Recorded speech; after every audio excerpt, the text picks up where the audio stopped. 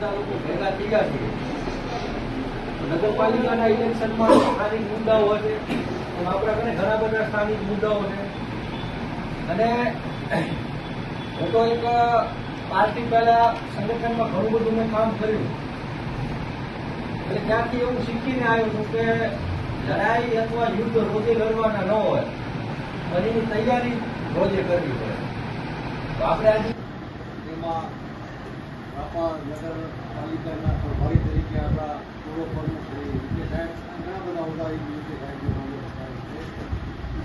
માજી ધારાસભ્ય શ્રી સતીભાઈ, આપણા રાપર તાલુકા શ્રી ભીખુભાઈ તથા ભચાઉ શહેર અને રાપર શહેરના કોંગ્રેસના પ્રમુખશ્રીઓ અને ઘણા બધા મિત્રો બધા નામ લેવા જશું તો ટાઈમ લાગે, એટલે આપણે કોઈને ટાઈમ બગાડવો નથી.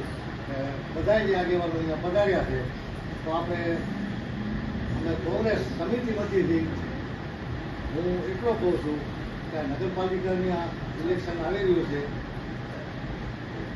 વધારે તો કાંઈ કહેવાનું નથી. જે આ ટેબુભાઈએ વાત કરી એમાં જે બોલ્યા એ થોડામાં બધું ઘણું આવી ગયું. ભાષણ કહો તો ભલે, સત્ય હકીકત કહો તો ભલે, વાત કહો તો ભલે, અનુભવ કહો તો ભલે.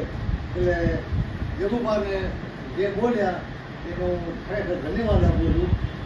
બીજું એ કે ભાજપથી માણસો પ્રજા કંટાળેલી જ હોય છે, પણ હું દર વખતે એમ જ કહું છું, કંટાળેલા હોય છે, વાતું કરે છે, કામ નથી થતા, બધું નથી થતું.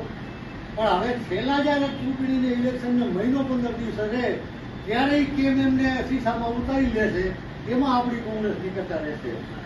અને પબ્લિકની એક જ 3 મહિને એક જ એવા આશ્વાસન અને એવી લાલચ આપશે અને એવી ભોળી પર્યાયમાં ખેડૂતો હોય, મજૂર હોય કે ગમે તે જ્ઞાતિના માણસો હોય એ છેતરા દેવ 3 મહિને નવી લાલચ.